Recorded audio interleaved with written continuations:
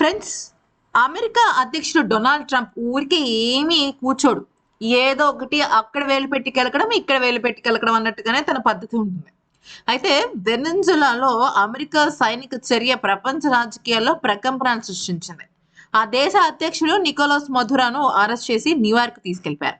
అయితే అక్కడ అరెస్ట్ చేసేసి చేతులు, కాళ్ళు, అలాగే కళ్ళు బంధించి అతన్ని తీసుకెళ్తుంటే ఆ దేశ అధ్యక్షుడు మధురో చేసిన పనికి ఒక్కసారిగా అమెరికాకు సంబంధించిన సైనిక దళాలు కూడా షాక్ అయ్యారు.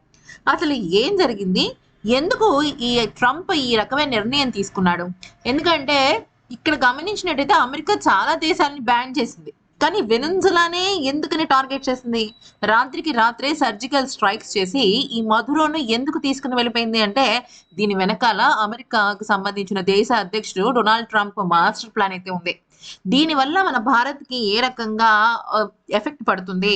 రష్యా ఏ నిర్ణయం తీసుకుంటుంది? చైనా ఎలాగ నెత్తిన చెంగేసుకుంది? ఇవన్నీ కూడా మనం ఇక్కడ మాట్లాడుకుందాం.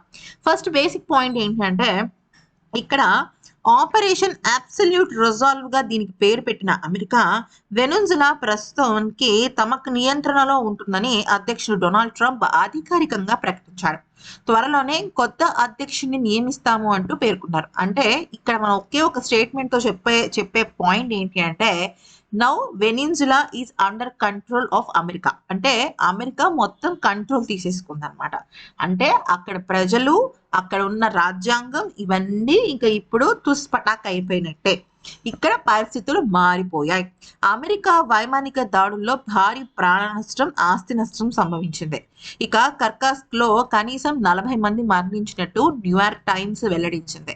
వెనిజులా ప్రభుత్వ అధికారి ఒకరు ఈ విషయాన్ని ధృవీకరించినట్టుగా కూడా తెలిపింది. జనవరి 3న ఆరంభమైన ఆపరేషన్ అబ్సల్యూట్ రిజాల్వ్ లో భాగంగానే ఈ దాడులు జరిగాయి అంటూ ఆ అధికారిని ఊటంకిస్తూ న్యూయార్క్ టైమ్స్ కి ఒక ప్రత్యేకమైన కథనాన్ని ప్రచురించింది. అయితే ఆపరేషన్ సమయంలో అమెరికా సైనికులు నికోలస్ మధురోను అదుపులోకి తీసుకున్నారు. ఆయనను తీసుకొచ్చిన ప్రత్యేక సైనిక విమానం న్యూయార్క్ లోని Stewart air national guard base లో ల్యాండ్ అయింది. అయితే ఆ వెంటనే కట్టుదిట్టమైన భద్రత మధ్య మధురోను విమానం నుంచి దించుతూ కనిపించారు సైనికులు. ఆయన మాత్రమే కాదు, ఆయన భార్యను కూడా తీసుకుని వెళ్ళిపోయారు. అయితే ఆయన భార్యను తీసుకునే క్రమంలో వాళ్ళని చాలా సీక్రెట్ ప్లేస్ లో పెట్టారు. అది కూడా మనం చెప్పుకుందాం. అయితే డజన్ కు పైగా ఫెడరల్ ఏజెంట్స్ ఆయన చుట్టుముట్టేశారు. మొత్తం 30 మందికి పైగా అమెరికా ఏజెంట్లు రన్వే పై మోహరించేశారనమాట. అయితే అమెరికా కాలం ప్రకారం సమయం సాయంత్రం 5:25 5:30 మధ్యలో మధురోను న్యూయార్క్ గడ్డ పైన కాలు పెట్టారు. భద్రతా వలయం మధ్య టర్మాక్ దాటారు. అయితే దీనికి సంబంధించిన కొన్ని ఫోటోలు సోషల్ మీడియాలో విడుదలయ్యాయి.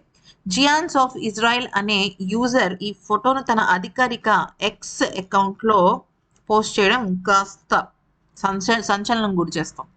చేతులకు బేడీలతో కనిపించారు మధుర. లేత నీలం రంగు అలాగే గ్రే కలర్ క్యాప్ ధరించి ఆయన కనిపించారు. అలాగే ఆయన తర్వాత రకరకాల విషయాలు అయితే చోటు చేసుకున్నాయి. అయితే ఇక్కడ ఇంకో పాయింట్ ఏంటంటే ఈ ఘటన ముందు అధ్యక్షుడు డొనాల్డ్ ట్రంప్ మధురో ఫోటోను షేర్ చేశారు. అందులో నికోలస్ మధురోకు సంఖ్యలు వేసి కళ్లకు గంతలు కట్టి అమెరికా యుద్ధ నౌక పైన కనిపించారు. అంటే అతను పాపం ఒక బలి పశువులాగా తీసుకెళ్తూ కనిపించారు. వెనిజులా వైమానిక రక్షణ వ్యవస్థను ధ్వంసం చేయడానికి 150కు పైగా సైనిక విమానాలను మోహరించారు. ఇది ప్రత్యేకమైన ఆపరేషన్ దళాల హెలికాప్టర్ మధురో నివాసానికి చేరడానికి ఈజీ మార్గం అన్నమాట. అయితే స్థానిక సమయంలో తెల్లవారుజామున 2 గంటలకు ఆ ప్రాంతాల్లో అమెరికా నుంచి బలాలు వచ్చేసాయి. అయితే ఇక్కడ మీరు చూస్తున్నారు చూసారా, ఆయన స్వెటర్ గిట్టర్ వేసుకుని వెళ్తున్నప్పుడు ఆయన మొత్తం అంతా పట్టుకుని ఫ్లైట్ ఎక్కిస్తున్న టైంలో ఆయన ఏం చెప్పాడు తెలుసా? Good evening, happy new year, okay. Next కూర్చోబెట్టారు ఆయన్ని ఒక చైర్ మీద. నెక్స్ట్ 2 థమ్స్ అప్స్ చూపిస్తూ గుడ్ నైట్ డియర్ ట్రంప్ అంటూ ఆయన చెప్పడం చాలా పెద్ద విశేషంగా మారింది. అంటే ఆయన ఎక్కడ భయపడటం లేదు, చాలా స్ట్రాంగ్ గా ఉన్నారు ఆయన. అయితే ఇక్కడ మ్యాటర్ ఏంటంటే అసలు అమెరికా వెనిన్జులానే ఎందుకు టార్గెట్ చేసింది అంటే చాలా సింపుల్ ఫ్రెండ్స్. ఇక్కడ ఒక విషయాన్ని మనం చాలా గట్టిగా గుర్తుపెట్టుకోవాల్సింది ఏంటి అంటే వెనిన్జులాలో 1 కాదు 2 కాదు జనరేషన్స్ కూర్చుని తిన్నా కూడా కరగని ఆయిల్ బావులు ఉన్నాయి. ఆయిల్ బావులు ఎలా ఉన్నాయంటే అసలు నిజంగా వెనిజులా కనుక తలుచుకుంటే ఈ మిడిల్ ఈస్ట్ కంట్రీస్ ఏదైతే ఆయిల్ బావులు ఉంటాయో అవన్నీ వేస్ట్ అన్నమాట.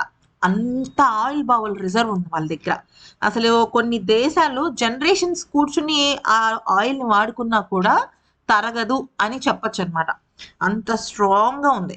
అయితే మనకు తెలిసినట్టే అమెరికా వెనిజులా మీద బ్యాన్ వేసింది. దాంతో పాపం వెనిజులా ఎలా అయిపోయిందంటే అక్కడ వాళ్ళకి ఆయిల్ ఉన్నా కూడా వాళ్ళు చాలా ఇన్‌ఫ్లేషన్‌కి గురయ్యి తీవ్రమైన ఆర్థిక మాంద్యంతో బాధపడుతున్నారు. అంటే అసలు ఆల్‌మోస్ట్ ఆ దేశం కొలాప్స్ అయిపోయే స్టేజ్‌కెళ్ళింది. అయితే ఇప్పుడు రాత్రికి రాత్రి ట్రంప్ ఎందుకని ఈ రకంగా వాళ్ళ ఆ వెనిన్సులాని కంట్రోల్ తీసుకున్నారంటే, వెనిన్సులా దగ్గర నుంచి చైనా వాళ్ళు చాలా చౌకగా ఆయిల్స్ కొంటారు. అంటే తెలిసిందే కదా! యాక్చువల్లీ ఇప్పుడున్న ప్రస్తుత జియో పాలిటిక్స్‌లో గనక మనం చూసినట్టయితే, అమెరికాకి ఎవరైతే శత్రువులో వాళ్ళు రష్యాకి, చైనాకి ఆల్మోస్ట్ మిత్రులే. ఇక భారత్ అంటారా? భారత్ చాలా డిప్లొమాటిక్ అంటే దౌత్యపరమైన రిలేషన్స్‌ని చాలా ఈజీగా హ్యాండిల్ చేస్తూ ఉంటుంది. ఫస్ట్ నుంచి భారత్‌కున్న ఒక ఆయుధం ఏదైనా ఉంది అంటే ఈ దౌత్యపరమైన రిలేషన్స్ అన్నమాట. సో, ఇప్పుడు వెనిజులా పైన ఈ రకమైన దాడి చేయడానికి ప్రధానమైన కారణం ఆయిల్ బావులే. అయితే రష్యా అలాగే చైనా చాలా చక్కగా వెనిజులాకి సంబంధించిన ఆయిల్‌ని వాడుకుంటున్నారు. మెయిన్‌గా చైనా. ఇప్పుడు మొత్తం అమెరికా కంట్రోల్‌కి వెళ్ళిపోయింది అంటే, ఇప్పుడు చైనాకి చాలా పెద్ద ఎదురు దెబ్బ. ఎందుకంటే, వెనిజులా నుంచి చైనాకి దాదాపుగా నాకు తెలిసినంత వరకు ప్రస్తుతం ఉన్న స్టాట్స్ ప్రకారం చూసినట్టయితే 50-60%కి పైగానే వెనిజులా నుంచి ఆయిల్ వెళ్తుంది చైనాకి. సో, ఇప్పుడు గనక ఈ ఈ వెనిజులాని మొత్తం అమెరికా వాళ్ళు టేక్ ఓవర్ తీసేసుకుంటే, ఇక వాళ్ళకి ఆయిల్ అంత చవకగా ఎందుకెళ్తుంది? అమెరికా వాళ్ళకి కావాల్సిన రేట్ పెట్టుకుంటుంది. ఇప్పుడు మన భారత్‌కి కూడా అంతే కదా! రష్యా నుంచి ఆయిల్ రాబట్టి మనకి కొంతైనా తక్కువకొస్తుంది. అదే అమెరికాని నమ్ముకుంటే చిప్పే. ఎందుకనంటే ఒక పక్కన వాళ్ళ రేట్లను భరించాలి. రెండో వైపు వాళ్ళ టారిఫ్‌లని భరించాలి. మూడో వైపు ట్రంప్‌కి పిచ్చెక్కితే ఆ పిచ్చిని కూడా భరించాలి. ఇప్పుడు అదే కదా హెచ్-1బీ వీసాకి సంబంధించి కానీ, లేకపోతే మన ఆహ్, భారతీయులు అక్కడ చదువుకునే విషయంలో కానీ, ఉద్యోగాలు చేసే విషయంలో కానీ, ఇంకా గ్రీన్ కార్డ్ విషయంలో కానీ, ప్రతి విషయంలో కూడా డొనాల్డ్ ట్రంప్ తనకు నచ్చిన పనులు చేసుకుంటున్నాడు. ఒకానొక దశలో కొన్ని నెలల క్రిందట అసలు అమెరికా వెళ్లి ఉద్యోగం చేస్తున్న తల్లిదండ్రులు అంటే మన ప్రవాస భారతీయులు మా తల్లిదండ్రులైతే వణికిపోయారు. ఏంట్రా బాబు! ఏం జరుగుతుందిరా? అర్ధాంతరంగా వచ్చేయాలా మా పిల్లలు అన్నట్టుగా. సరే అర్ధరాత్రి అంకమ్మ శకాల్లాగానే అయిపోతుందనమాట. అయితే ఇక ఈయన మాత్రం చాలా డేర్‌గా ఉన్నారు. All the best happy new year అంటూ అక్కడున్న వాళ్ళందరికీ చెప్పడంతో వాళ్ళు షాక్ అయ్యారు. సాధారణంగా కిడ్నాప్ అయితే ఏదో ఒక రకమైన తప్పించుకోవటమో, లేకపోతే ఎదురు తిరగటమో, లేదంటే ఏదో వేరే రకంగా ఉంటుంది కదా! కానీ ఆయన చెప్పిన ఈ happy new year, good night ఇవన్నీ కూడా ఎక్కడో డొనాల్డ్ ట్రంప్‌కి ఎక్కడో తగిలిందనమాట. మరిప్పుడు చైనా నేరుగా వెనిజులాని ఏమన్నా యుద్ధం చేసి కాపాడుతుందా? లేదా రష్యానే రంగంలోకి దిగుతుందా అనేది వేచి చూడాల్సిందే. ఈ వీడియో నచ్చితే లైక్ చేసి సబ్స్క్రైబ్ చేసేసుకోండి.